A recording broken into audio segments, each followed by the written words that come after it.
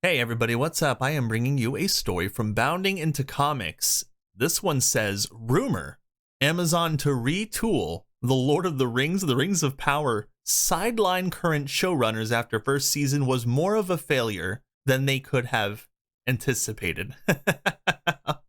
As you can see, Galadriel owning the male noobs who are supposed to be Númenórean soldiers.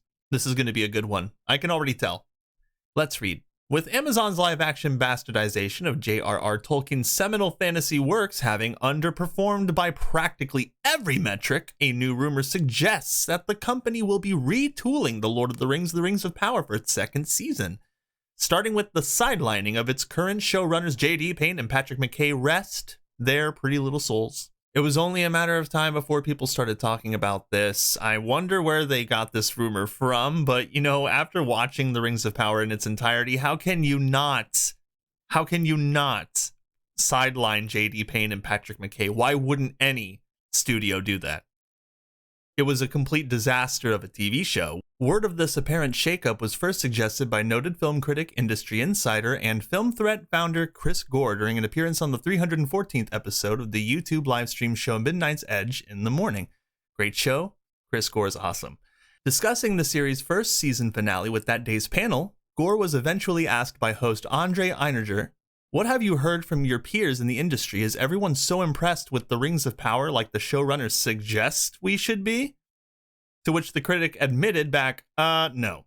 In fact, said Gore, not only were his industry contacts unimpressed with season 1, but the reception to it was so generally abysmal that Amazon has set out to course correct for season 2. Again, why wouldn't they? The Rings of Power was awful every single way, except for a few CGI scenes. Basically everything else was terrible. It doesn't matter how good the actors and actresses are, they were not given much to work with. Most of them just stood around tables, and there was like one battle, and it was a very underwhelming battle. It's just, it's really just not even a good fantasy show, and it's definitely not Tolkien. 100% not Tolkien. I heard from someone who has a connect at Amazon that if you want to know, that effectively they're going to be retooling, he explained. And Payne and McKay are more than likely, they're not going to be publicly fired, but their role will be reduced. Potentially just remaining in the writer's room, he added, but my understanding is they're looking for more experienced showrunners. Oh, yeah. Yeah. So, I mean, why didn't they go this route in the first place? Did they really think that this was going to go well with J.D. Payne and Patrick McKay? I mean, it's just wild, but it's hilarious because the fan backlash is insane, and they see the fan backlash, but they're going to try and downplay that the first season was a disaster and just like secretly retool or rewrite the entire thing, put on new showrunners. It'll probably look and feel better, feel more like Tolkien. Yeah, okay.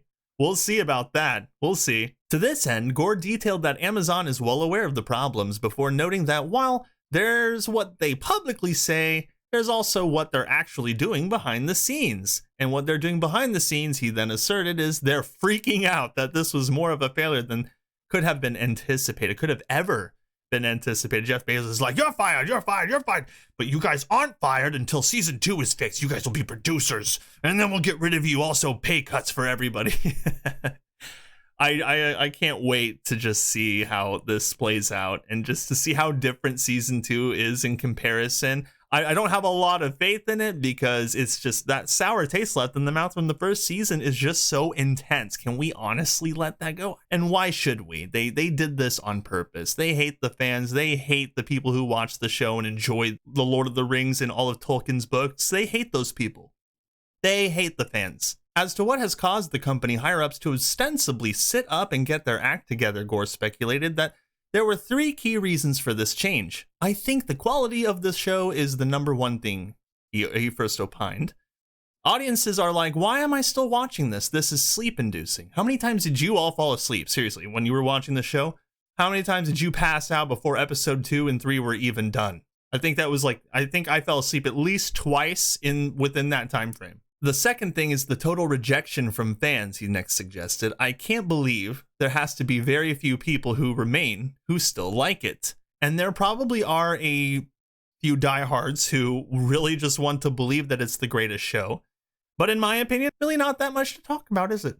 And thirdly, the direct competition from House of the Dragon, he concluded. Even like pre-seed and post-seed of the show's airing, it started earlier and is ending later, thus keeping it in viewers' consciousness for a longer period of time. I mean, I don't think that Rings of Power ever had a chance. I don't think it ever stood a chance against the House of the Dragon. I honestly don't think that they're comparable in any way, shape, or form. They're two completely different shows, but you know what? Even if House of the Dragon was more like the Rings of Power, it would still be better because it's not a piece of garbage like the Rings of Power is.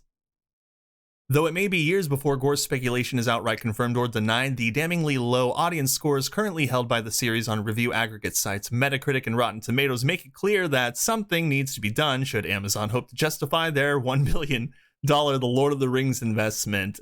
I mean, how much did it cost for the first season? 470 million, something like that. So what do they got left? What more can they do at this point? I really don't see them recovering from this. This is a huge investment failure. It's so catastrophic, it's insane. As of writing, the Rings of Power currently holds a collective 2.5 out of 10 rating across 24/22 on the former outlet.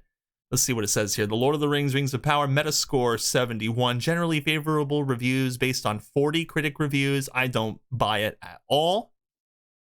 Just don't buy it. There's no way. User score 2.5, generally unfavorable reviews based on 2,422 ratings. Wow. What a huge disconnect from the critics and the fans. That is incredible. While on the latter, 35,548 fans have left the series with a scathing 39% rotten average. This is on Rotten Tomatoes, Season 1. It may not yet be the one show to rule them all, but the Rings of Power enchants with its opulent presentation and deeply felt rendering of Middle-earth? I will never understand this consensus right here. And they give it an 85%. It's like, it's not really all it's cracked up to be, but we're going to give it an 85%, which, you know, is absurd. It's absolutely insane and absurd. 39%, that makes a lot more sense, okay? 35,000? Come on. Clearly, even without delving into the massive waves of discourse surrounding the honoring of Tolkien's work or the cast and crew's insulting of the author's fans, and while some may feel justified in pointing to its respective 71 out of 185% fresh ratings from critics, these numbers are provably suspect thanks to Amazon studio boss Jennifer Salke's own admission that they were censoring reviews from critics who had points of view that we wouldn't support. Wow. Which suggests an obvious slant in the sentiments communicated by those reviews, which were actually published. They're admitting it right there. Jennifer Salke. We're censoring reviews who differ from our point of view. Yep, we're doing it. So we hope you guys come back for season 2. We'll definitely censor those reviews as well if they're negative. You better give us nothing but good reviews. We're changing things now. Oh my gosh. Further, that Amazon attempted to slant public perception of the series in their favor, the fact that the Rings of Power still holds such a terminally low audience score speaks volumes to just how little audiences truly enjoyed this slogging ride. I mean, that's a great point. Just because, I mean, like, really, if they're censoring reviews, then the scores should be far lower. It should be even more abysmal than it already is, even though it is already abysmal. But it would look even worse if they would be really honest about it. If Amazon and all these other critics and all these other reporters would just tell the truth, it would paint the picture of the true travesty that the Rings of Power actually is. The entire embarrassing first season of Amazon's The Lord of the Rings. That's actually really funny. And it's true. It's the most embarrassing adaptation of fantasy I have ever seen. And that is after watching a while back the Wheel of Time. It's just insane.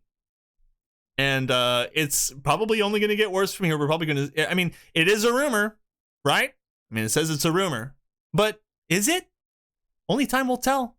Only time will tell, and we're going to see what happens when they start coming out with new tidbits of the second season. It's going to be hilarious. Well, how long we got? 2 years? Ooh, it's a while. A lot can happen between now and then, but I hope you all have a beautiful day. Like and share this video, subscribe, click that notification bell, and I hope to see you all again next time.